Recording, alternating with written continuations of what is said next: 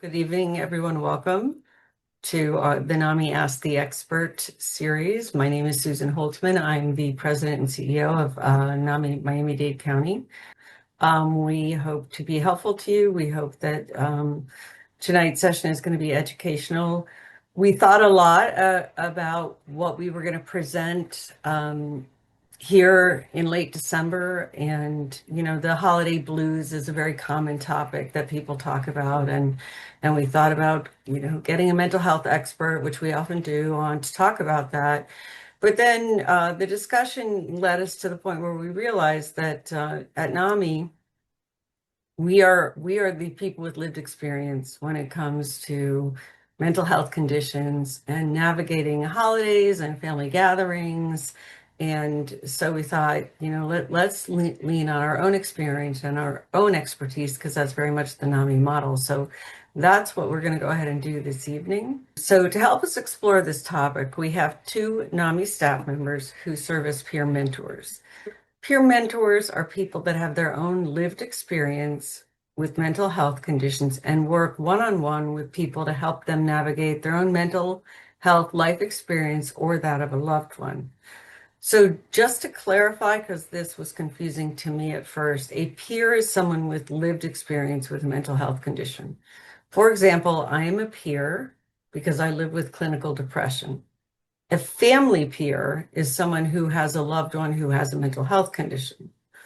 I am also that, as I have a sister and an adult child who live with mental health conditions.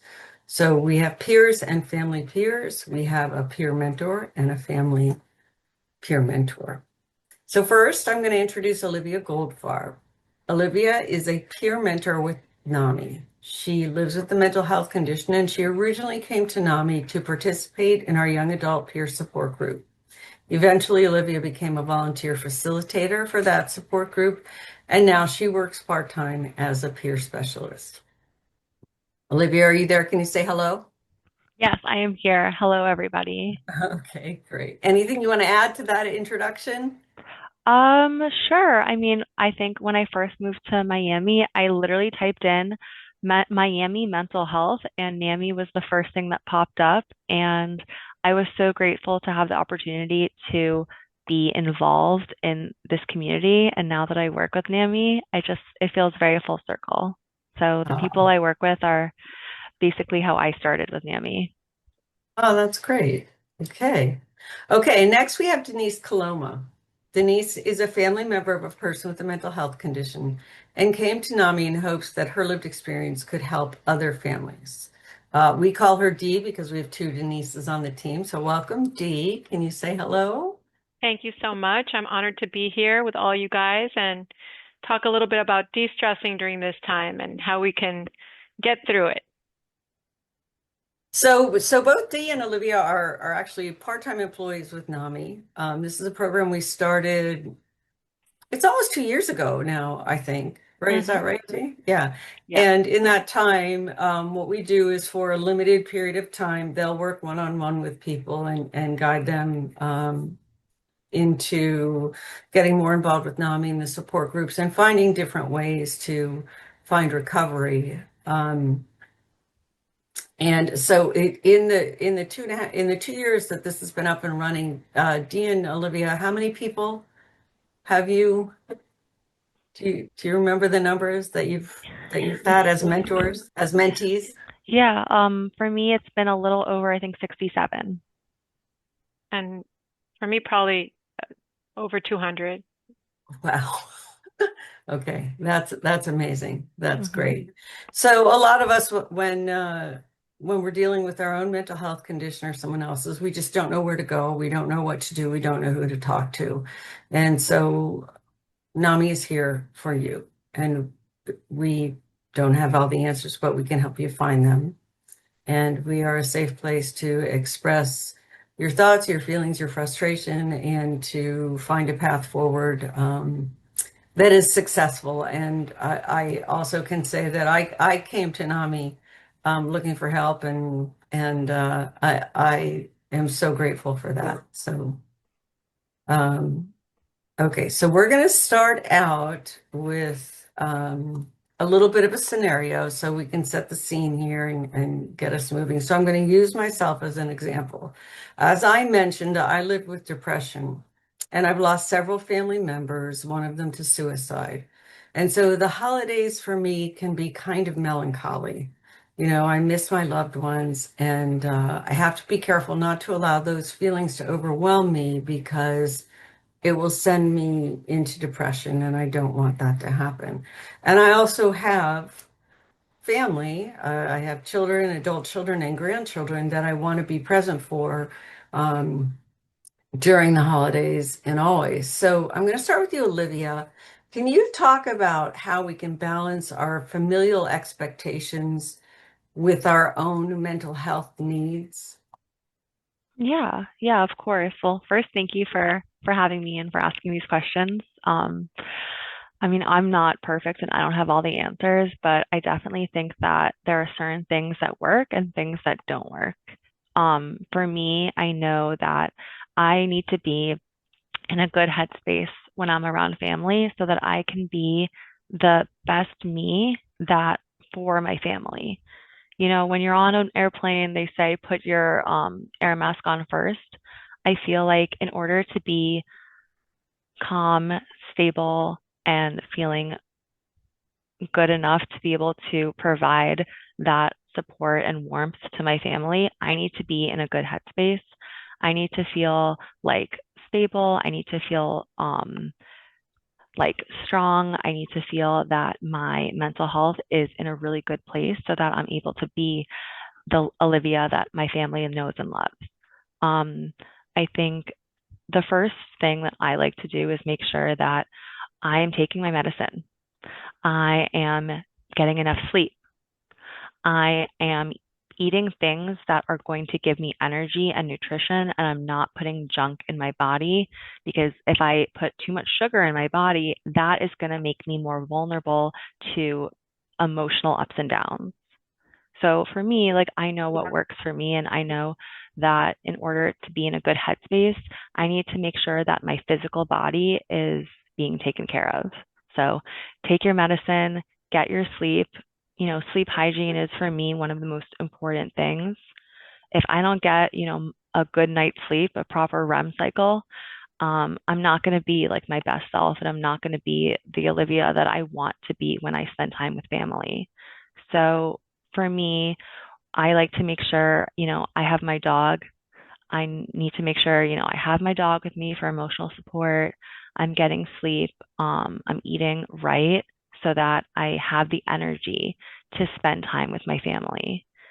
Um, I'm sure we'll talk about this later, but when you're with family, sometimes things come up and, you have moments of emotion or you have moments of being drained or tired.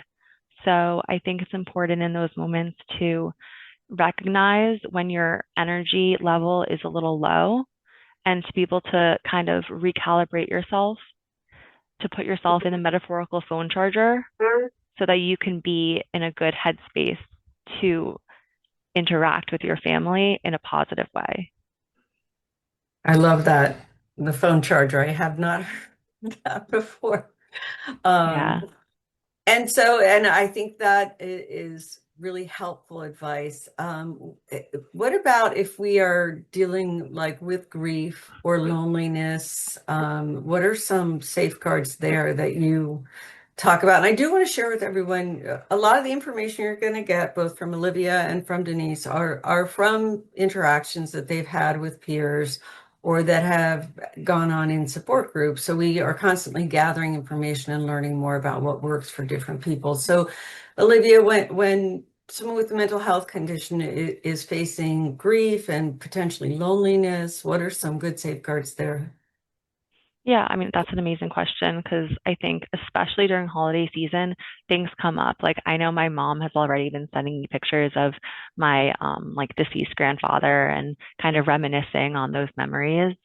So I think what I like to do and what I know has worked for some other people is kind of focusing on, you know, celebrating and remembering the good times with that person or that loved one and kind of focusing on the gratitude for being able to share those memories and kind of like pass along their legacy and keep their memory alive.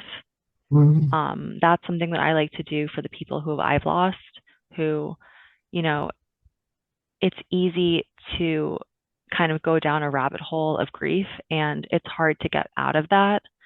What I like to do, and what I know I've worked for other people, is to try to take that person's memory and honor it in your day to day or in that holiday, or maybe there's something that that person liked or did or made, or a little dessert that they typically did, like a tradition, and maybe finding a way to honor them within that event or family celebration to make them feel like they're still with you. That's something that I know has like really like lifted up my family members. What I would also say is, you know, again, making sure you're getting enough sleep, making sure that you're eating the right things, not having like too much sugar, because that is something that can easily cause a serotonin slash dopamine drop. So you want to really make sure that your physical headspace and your mental headspace are both being taken care of. I would also say, lean on your support system. When you are missing that person and you're remembering the, experiences and the beautiful times you guys had together, even the hard times, I think sharing those memories and, leaning on your support system or the people who also knew that person, maybe that could be something that you guys can like, turn into a beautiful experience, remembering them together and honoring like their memory. Well, that's great. That's great advice. I know we do, there's always a tangerine in our Christmas stocking, and that was something my mother always did. Oh, I I know love my that. grandchildren know that. So that, yeah, that's a little thing for me. I know nobody wants that tangerine, but they do it for me, and that's okay. No, I mean, that's So, beautiful. yeah, yeah. Well, I was getting all misty as you were talking about it because I was realizing, oh, I am doing that. So that's wonderful. So Dee, from the family peer point of view, one of the issues that we deal with in my family is we have a family member that doesn't join us for the holidays because it's too overwhelming for them to be around a lot of people. Anxiety is one of the issues, and so um, they choose not to join us for the holidays. But this makes some of the other family members, they feel hurt, they feel a little bit angry. Why can't this person join us? So the holidays can sometimes bring out tension or misunderstandings. And so can you talk to us about how families can practice patience and understanding when these emotions are running high? Sure. Well, I think first of all, the family needs to be knowledgeable, that there is a mental health issue and they're not doing it for any other reason than that. And the expectations shouldn't be so high. These expectations of all these events that we put on ourselves shouldn't be this way. It's just a gathering. And then there's always next year. And maybe that person Mhm. can join for 5 minutes. Maybe it could be a phone call. Maybe it could just be something really small. But giving them that grace and not being pushy. I think that's really important. But mostly the family needs to be educated so that they can But understand. okay, shameless plug here. What's a great way for them to get educated? Yeah. So that's our family to family course, which is amazing. That course is an 8-week course, twice a week, and the things that you learn there are priceless. And then you get a manual that you get to take home. I still have mine, and I cherish that manual. So yeah, so I think that the most important thing is for family to be educated so that they can give that person the grace that they need and not pressure them. Yeah, the family to family course, I took that too, and that changed my understanding completely, and it changed my relationship with myself and with my loved one. Um, so in that course, we talk about what is a mental health condition, what's the best way to communicate with your loved one, how do you navigate the mental health care system or advocate for someone. And we also have peer-to-peer, which is the same thing for people living with mental health conditions.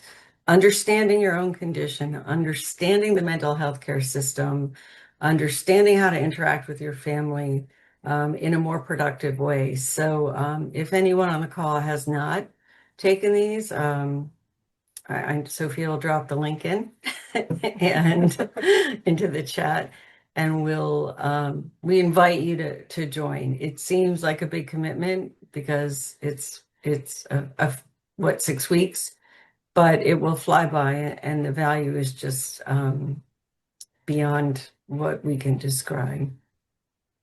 So Dee, also, can you talk to us about why it is important for caregivers to prioritize their own mental health this time of year? Yes, I think as caregivers, we tend to put everyone other than ourselves. And in order to help others, just as Olivia mentioned, you need to do some self-care and you need to take care of yourself so you're calm around your family members and you can be judicious and you can just listen and be empathetic. If we're highly stressed and we're just going through the motions, it doesn't work. So we need to take care of ourselves in order to take care of them. Right, that's great. And then, so Olivia, what about setting healthy boundaries during the holiday? Can you talk to us about what is the best way to do that? I mean, one of the things I run into is when my family member doesn't appear, then the rest of the family gets very curious and they ask a lot of questions, and I need to, answer them in a way that I'm comfortable and sometimes politely divert and that kind of thing. But from a peer's point of view, a lot of boundary setting has to happen. Can you talk to us about that? Oh yeah, I love a good boundary setting moment, especially with family.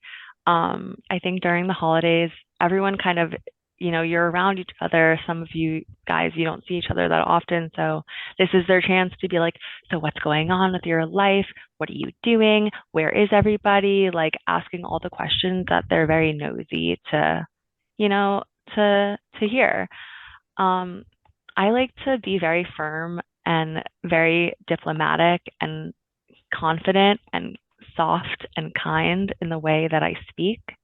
Um, there is actually a way that I go about when I want to tell somebody how I'm feeling.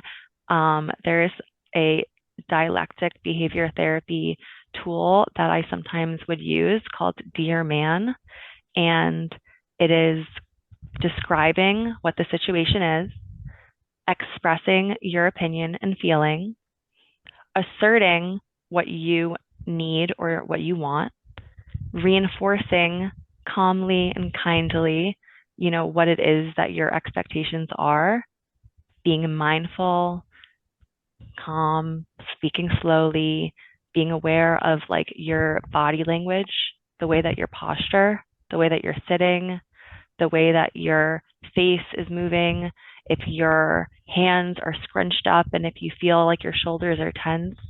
I think that the way our bodies are when we talk to people impact the way we come across.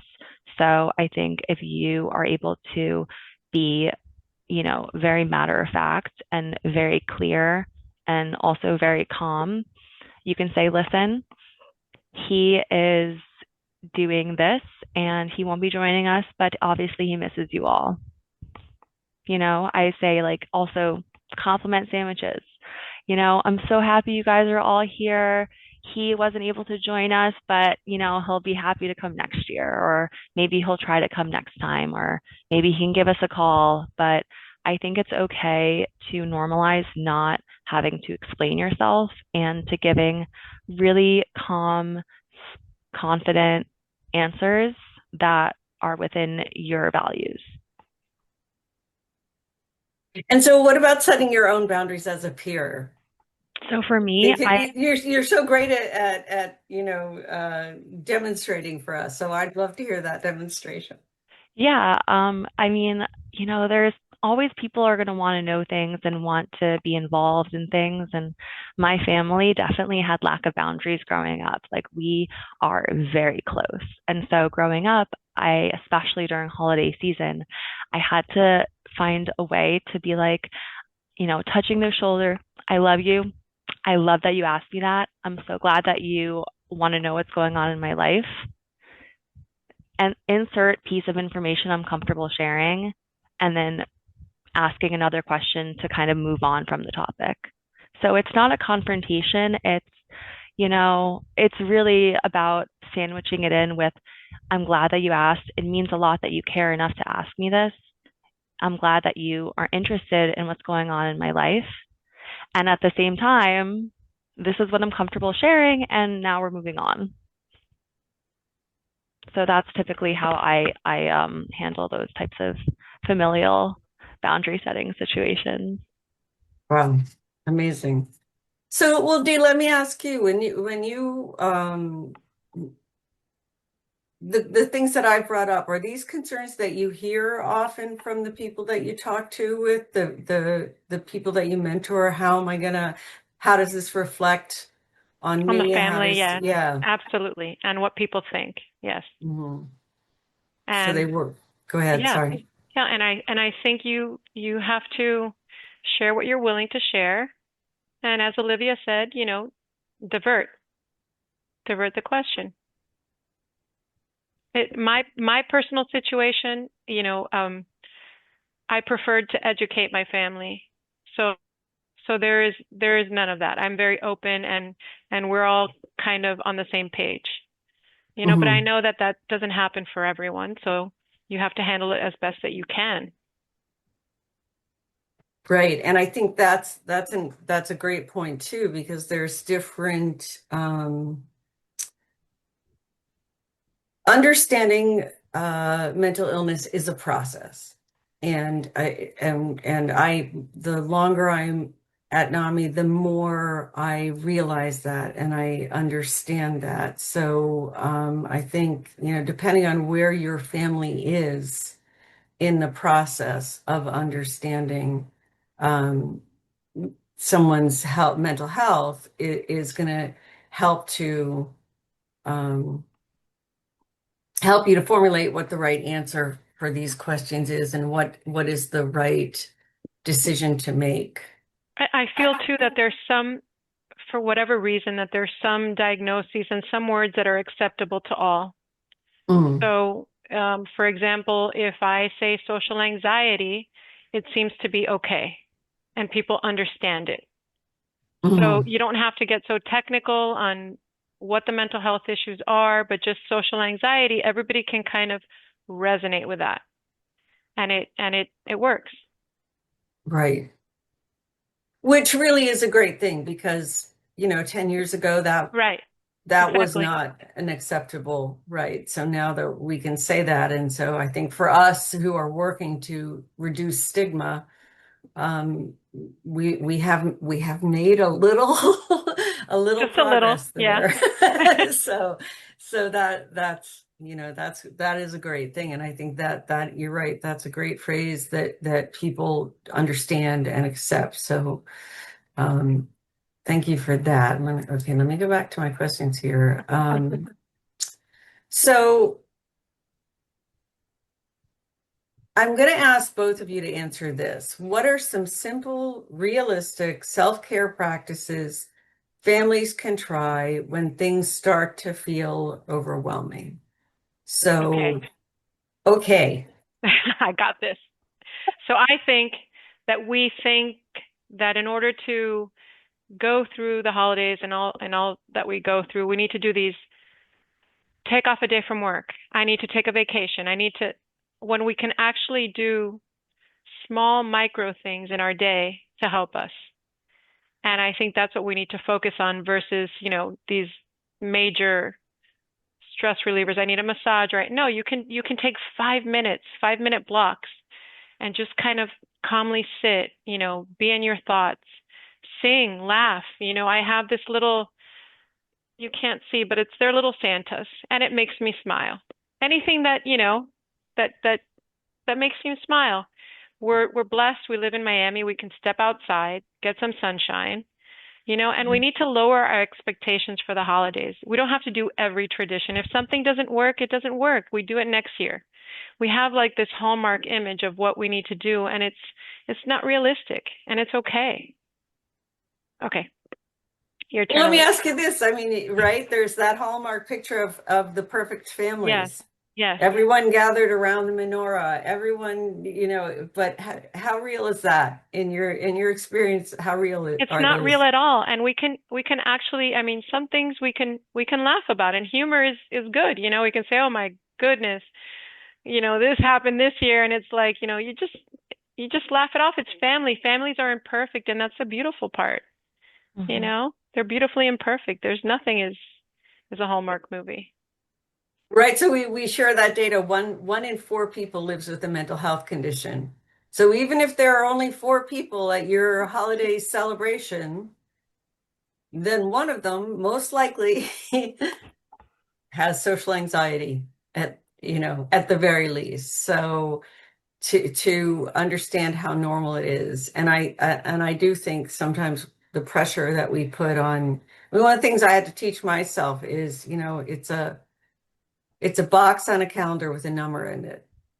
That's what a day is, and that's you know the next day. The only thing different is it's a different number. So for me, that helped take the pressure off of thinking, this day, be it my birthday or the anniversary of something, had has great weight. That way I could take the weight off of it. So Olivia, your answer for that question, do you remember the question? I do, but can you repeat it again just to Yeah, freshen my mind? it's what are some simple, realistic self-care practices families can try when it feels overwhelming? And you've talked about, sleep and diet, but in the moment, Yeah, in the moment. what's something that you can do to help sort of recalibrate? Yeah. Well, one of my favorite things to do because I have a very big family and we like to have lots of events that typically take place over a multiple day span. So what I like to do is I like to remove myself from the situation and go into a quiet room, get some fresh air, and I listen to a podcast for like a few minutes. That's comforting. I'll put on one of my favorite songs for like the best like chorus just to like have like a moment to spark joy in my heart. Um, when I have my dog, I mean, for those who know me, I adore my dog. He's a little King Charles and he's just my therapy dog. So usually when I'm home, what I do is I'll literally go into my room or I'll take him into like a quiet room and I'll lay on the floor or lay on my bed with him on my chest just for like a few minutes. That's something that brings me so much comfort. Mm. Um, I also think that personally, I like using temperature tipping to kind of help when I'm experiencing an intense emotion. So let's say I'm feeling like my heart is racing and I'm feeling like a little overwhelmed and overstimulated. I will typically take either a really cold cup of water, a really cold bowl of water. I'll put my face in it. I'll put it on my pressure points. Um, I'll put it on my hand, like I'll wash my hands with cold water. I'll drink really cold water because cold naturally slows your heart rate down and calms your body down and puts it in a slower state of mind. If I'm feeling a little anxious and I'm feeling a pit in my stomach and I'm feeling like a little unsettled, what I do is I'll take a really hot cup of tea, a hot cup of water. I'll put the sink on really hot and I'll wash my hands with really hot water. And what the warmth does is it kind of tricks your body into putting you in a state of calm, comfort, warmth. You're feeling safe. It's like something that naturally tips your body's temperature and can change your body chemistry in the moment. So that's something that I like to do. I actually do some sort of body tipping temperature coping skill. I do that at least once a day. Every night, I usually calm down and start to wind down and settle myself for the evening with a cup of tea, and that signals to my body that it's time to start winding down. So that's something that helps me. I've never heard of the temperature tipping. I hadn't done Yeah, that. it's really powerful. And I find when I mention it to my mentees, I never tell my mentees what to do. I tell them what has worked for me or what I have heard worked for other people. But I just, I'm here to let you know what is out there. I'm not here to tell you what to do.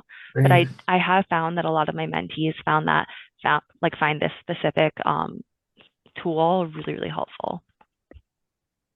And the cold water, me that I'm older, it's good for your skin. It's really good for your skin. I definitely have to start with that. I often will remove myself and go outside and Yeah. just go outside, Fresh air, sunshine listen is to the birds, take a few deep the breaths. best thing you can do. Yeah, I think, and then I'm going to share one other thing, but I invite everyone who's listening, if you want to drop in the chat some things that you do in the moment, go ahead. We can share that information with each other. One of the things, I was just at the NAMI Executive Directors Conference in Washington, and we had a keynote speaker, and she went through the science of singing and what that does for your body, so that when you sing, you're breathing, and it's actually a lot of exhaling, because we tend to, when we're anxious, we tend to hold our breaths. So you have to exhale when you're singing, and then you get vibrations. And so singing is something that I'm trying to do a little bit more of. Let me look here in the chat. I love Yeah. that. Um, Also, I would yeah. say I have a lot of essential oils. I have a little pouch with eucalyptus essential oils, peppermint essential oils, lavender, and a few other ones. So that is very helpful. And yeah, someone else put that in the chat too, aromatherapy, and we've got a love going on that one. Yeah, I do that to definitely to help me sleep. Or, I think that's one thing about this time of year. There's so many scents that evoke, nostalgia or comfort. But it could be the other way. It could be that it makes you anxious. So, because it's very strong, that sense of smell. All right, let me go back to my notes here because we do have another question. Okay, this again for both of you. What are some ways we can better support our loved ones if they're struggling or not feeling up to participating in holiday activities? So, Dee, if you can start us on that. Sure. I think that we need to give them grace and offer alternative things. So maybe they can do a Zoom call, a FaceTime, not a Zoom, but a FaceTime, on the phone, and say hi to everyone, or something that might make them feel good that they did it, but something actionable, and not putting that stress on them. There's no need. Right. And how about Olivia? What do you think people need to hear if they're feeling like they need to remove themselves, or right? Because, if you are the peer and you feel like I need to remove myself right now, or Yeah. a family member too, when a situation gets to, this isn't going the way I wanted to or the way I thought it would, what are some ways that you can deal with that? Well, I will say that for me, something that my mom and my sister did that was always very helpful was they would say, "Listen, we love you, we accept you, we support you. Do what you got to do, and we'll be here when you're ready." And that took a lot of pressure off of me and allowed me to focus on what I needed to do in that moment so that I can go back to them and not feel like I have to go and make that apology tour because I escaped and now I have to come back and I feel awkward. I think just knowing that there was no expectations on me and that I was loved and accepted no matter what, and that when I'm ready to come out of my cave or whatever, that I Yeah. wouldn't have to feel shame. That was something that really helped me. They gave you grace and space. Grace and space. I think Mm-hmm. one of the biggest things that I know I and like a lot of my peers struggle with is shame Hmm. and feeling shamed of needing that space. So I think if you can give that grace to someone in your life who may be struggling and just have them know that no matter what happens, you are going to be there and you're going to accept them and love them, that is something that is really, really helpful. Yeah, focusing on the connection, not correcting them, Yeah, and I which is think the very idea different. of doing something small and actionable, like if I felt like I wasn't able to make it to a family event, but they FaceTimed me for a few minutes and made me feel included, I actually have done that before. And when I got off the phone after that FaceTime, even though I wasn't there, I still felt that sense of love and belonging. I would So say that. even in our family text messages, just Yeah. acknowledging, Acknowledging them and letting them know that there's no right, shame and there's right. acceptance. And one of the things that we do is we set up an alternate. So if being with the extended family is too overwhelming, then a few days later, maybe just us, just the 3 or 4 people that are the closest family members. And even if that doesn't happen, that's okay. But it's an opportunity, it's a chance. So options, remembering that, it's a season. It doesn't have to be, and any kind of connection, like you said, is connection. Whether it's a text, whether it's a Zoom call, whether it's, you know, playing that person's favorite song. I think because I think, when they're not there, and this is kind of the heavy part about it. It is, there's a little aspect of grief. I wish, even though I know most families aren't perfect and all together on this day or these days, somewhere in your head, it's like, but it sure would be nice. And I'm kind of sad it didn't turn out that way. So Denise, I think, giving yourself some grace for, it's okay to be sad a little bit. Yeah, Just and it's okay to share with your loved one, that that be honest. I wish you would have been there. It made me a little sad, but I completely understand, that you needed your space and this can be a lot. right. I hope next year you can maybe do 5 minutes or something, kind of speak to them so that they also understand what you're going through, and just like in a calm manner, conversations. I think communication is so important. Hmm. Yeah, I think so too. So that being accepting of each other, Yes, Hmm. right? absolutely. Yeah. Respecting each So, other and giving each other the grace that you need, both of you. Hmm. right. I also want to Mm. briefly mention that I think a big portion of the shame that I know I felt or sometimes feel, or like some peers sometimes feel, is feeling guilty for not being able to be the normal family member that your family wants.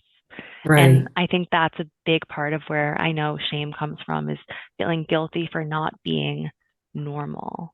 And so I think anything that you guys can do to let your family members know that you accept them and that you're not disappointed with them and their behavior because they had to prioritize themselves.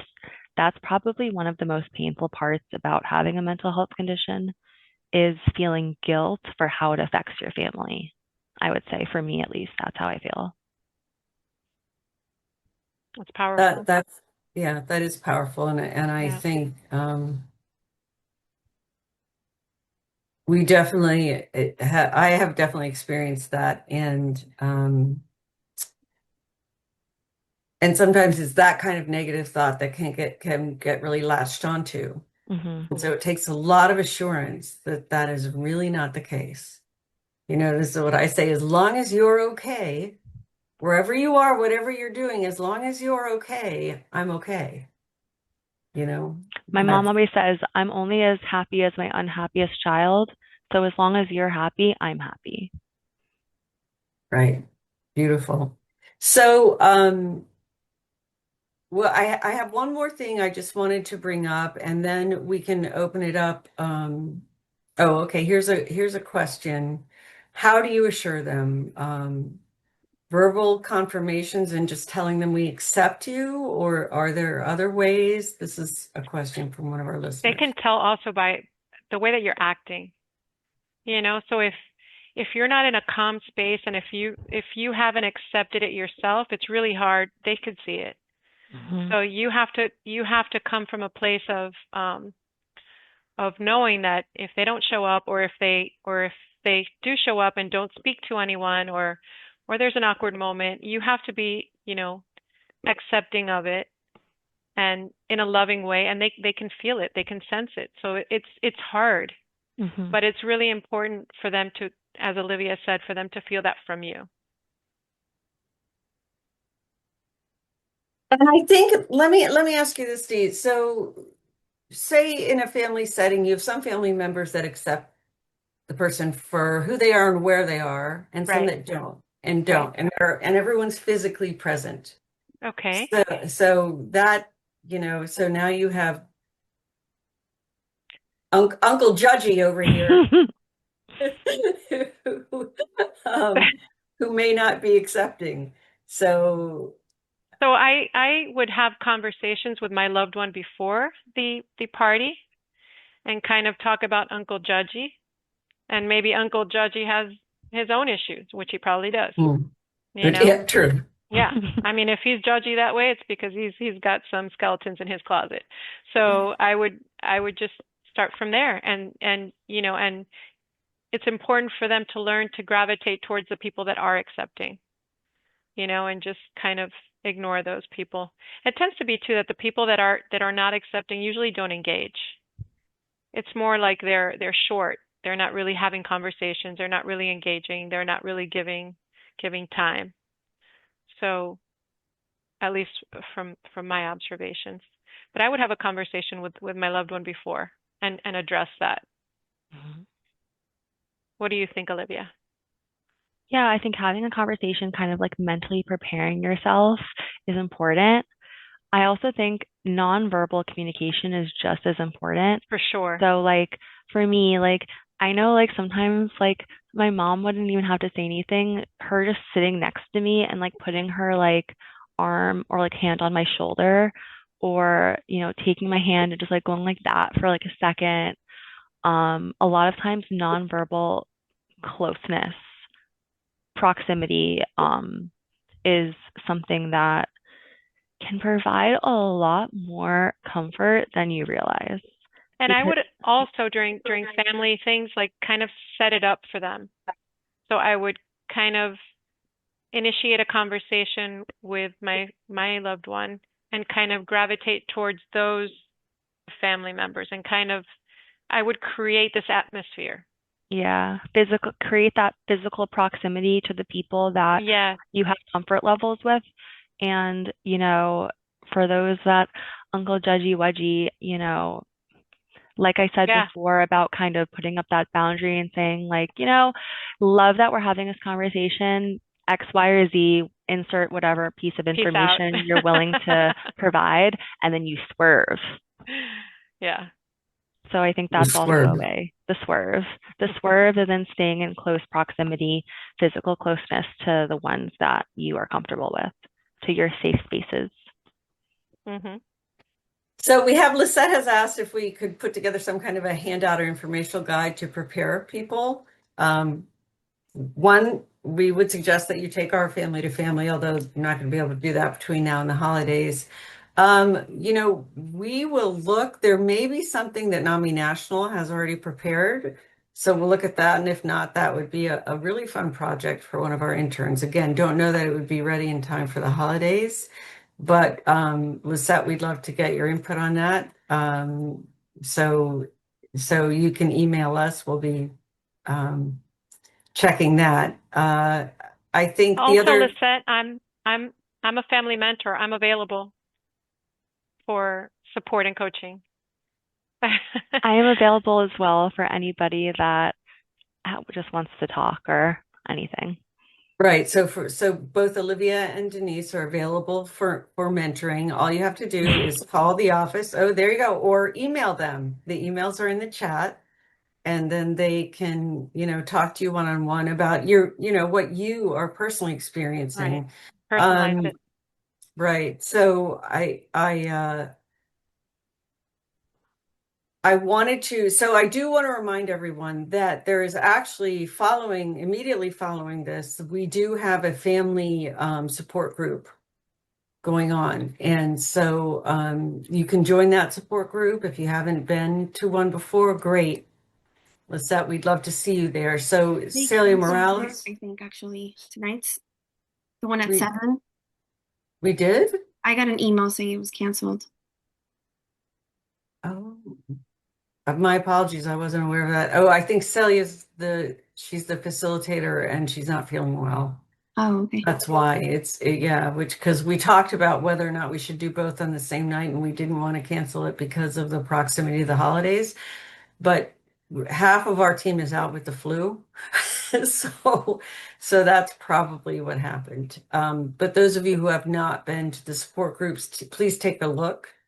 And you can attend at other times, and you can reach out to both Denise and Olivia if you feel that at this time of year you need some extra support. They're definitely there for you. Also, if you call our helpline, which is 305-665-2543, is that right? I got it. It's taken me 2.5 years to memorize that. We also have our helpline people who also are available to talk. As long as you need to talk about anything you need related to mental health and mental illness. So, is the Friday Family Support Group still happening? As far as we know, yes, it is still happening. But that will be dependent on the facilitator's health. Is that one, Eileen, are you looking? Is that also Celia on Friday? She's looking, Eileen's looking. So the other question I want to ask while we're looking into this is, and this is really important. This is what we do at NAMI, and this is what we're doing tonight, is we're talking to each other about things that we can't talk to other people about, right?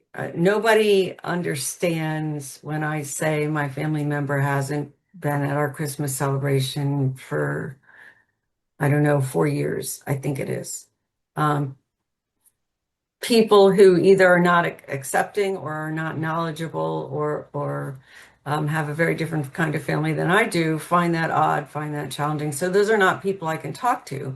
The people, fortunately for me, that I work with and the people that are on this call and the people that are in our support groups are the kind of people that I can talk to. And which is why our support groups are so important, because that helps you to build a network so that you always have someone to talk to when you need that.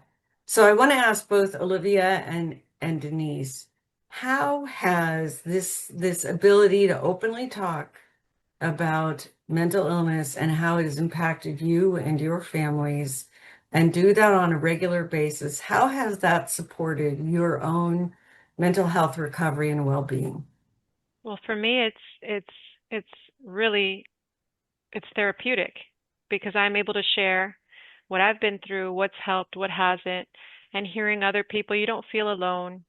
It's you don't feel alone in this whole thing, and it's I and even all my peers at work, it's just a great community, and I'm so happy and proud that NAMI is here because it's a safe, open space that we can all speak to and share.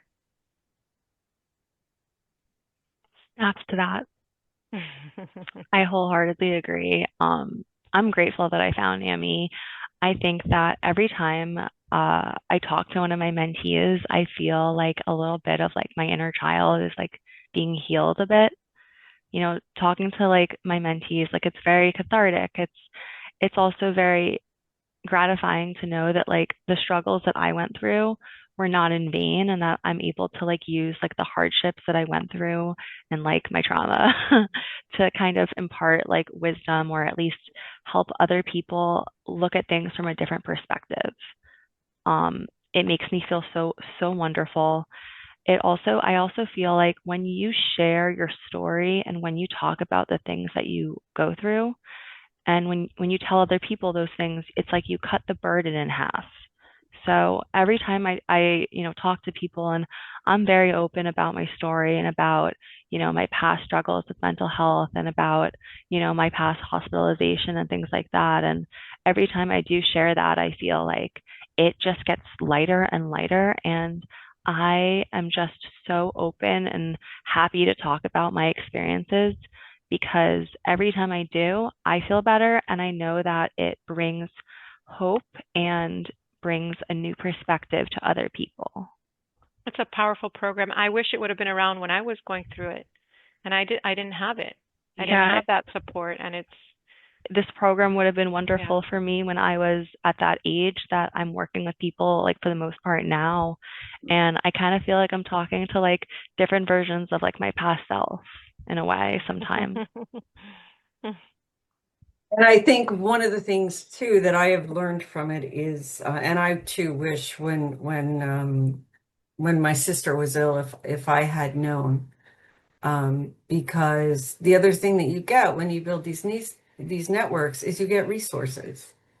You know, where do you go? What doctor do you see? How do you handle medications when they're hard to get or they're expensive? And you build these networks, and everyone shares their experience and their insight and just their information, and it makes the whole thing so much easier to deal with. My family member now works and lives in a clubhouse, which I never heard of a clubhouse until I was involved with NAMI. But Right. these are clubhouses are daytime places for people who have mental health conditions. They have a place to go, they have activities, they have vocational training.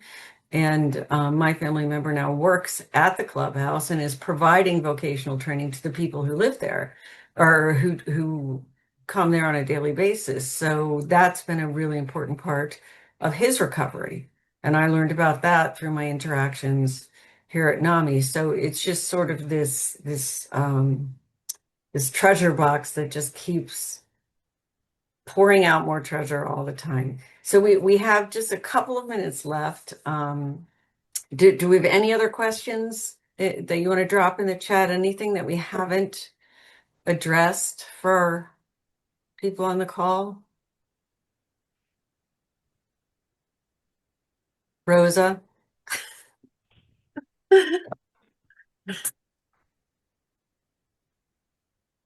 No? Okay. Well, I do want to say that I think for us, the three of us that are speaking on this call, these are things that we talk about every day, and that does make it easier. But we definitely recognize that these are sensitive subjects, that it isn't really as easy as we'll just do this. Yeah.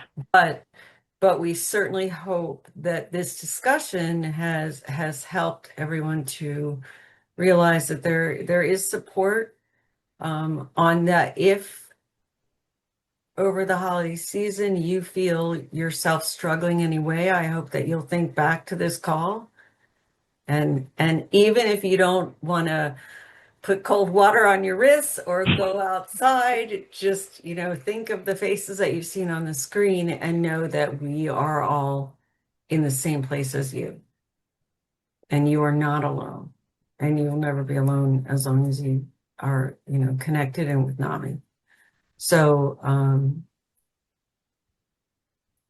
prepare children for interactions with loved ones. Do you have any advice on how to prepare children for interactions with loved ones with mental health conditions? That's a really good question.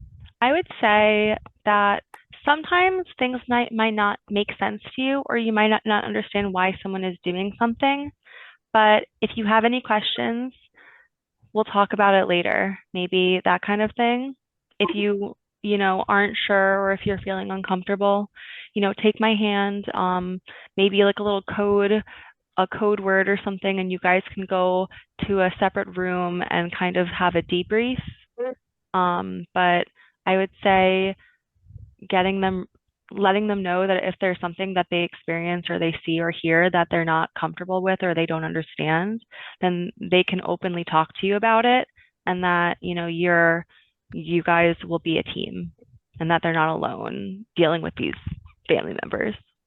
Also very perceptive, so I feel Yeah. like it's finding the right balance. Encounter different A teacher who's been teaching second grade, give the child that is special a sense of belonging or meaning, and they'll behave in the structure of schedule that you give them reassurance and compassion. So thanks everyone for your input.